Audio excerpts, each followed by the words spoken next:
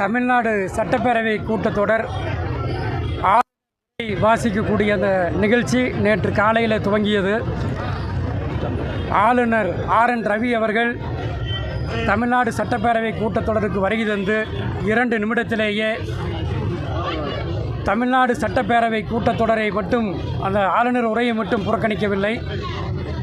தமிழ்நாட்டு மக்களுடைய உயிராக அனைவரும் போற்றி புகழுகின்ற தமிழ்தாய் வாழ்த்தை அவமதித்துவிட்டு ஆர்.என். ரவி வழக்கம் போல் இந்த ஆண்டும் சட்டப்பேரவையிலிருந்து வெளியேறியிருக்கிறார்.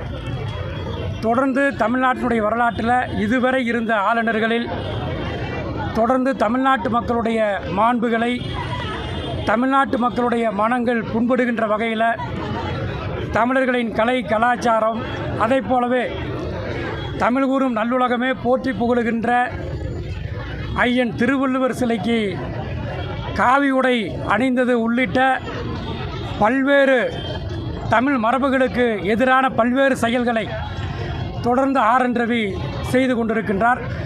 ஆகவே நேற்றைக்கு தமிழ்நாடு சட்டப்பேரவை ஆளுநர் உரை மீது நடைபெற்ற அந்த கூட்டத்தில் கலந்து கொண்ட ரவி அவர்கள் 2 நிமிடத்தில் அவர் வெளியேறி இருக்கிறார்.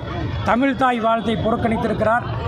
ஆகவே தமிழ்நாடு முழுவதும் இது போன்ற கண்டன ஆர்ப்பாட்டங்களை நடத்துவதற்கு எங்களது மாண்புமிகு கழகத் தலைவர் அவர்கள் ஆணை பிறப்பித்திருக்கிறார்கள். சுமார் ஒரு 10-12 மணி நேரத்தில் அறிவிக்கப்பட்ட இந்த அறவழி போராட்டத்திற்கு கோவை ஒருங்கிணைந்த மாவட்ட கழகத்தின் சார்பில் பல்லாயிரக்கணக்கானவர்கள் அந்த ஆர்ப்பாட்டத்தில் கலந்து கொண்டு கண்டன உரையை எழுப்பியிருக்கின்றார்கள். இது தமிழ்நாட்டு மக்களுடைய உணர்வை பிரதிபலிப்பதாக இருக்கிறது.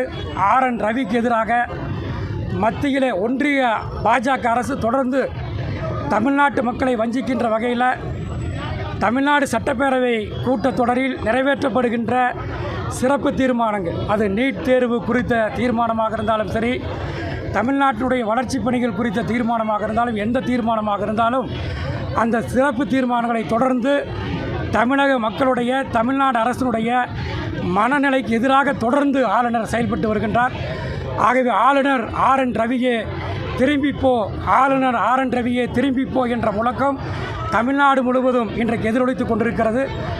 ஆளுநர் ரவி அவர்களுடைய இந்த தமிழ்நாட்டு மாண்பை சீர்குலைக்கின்ற இந்த செயலுக்கு கோவை ஒருங்கிணைந்த மாவட்ட கழகங்களின் சார்பில், கோவை மாவட்ட மக்கள் சார்பில் கடுமையான கண்டனங்களை தெரிவித்துக் கொள்கின்றோம்.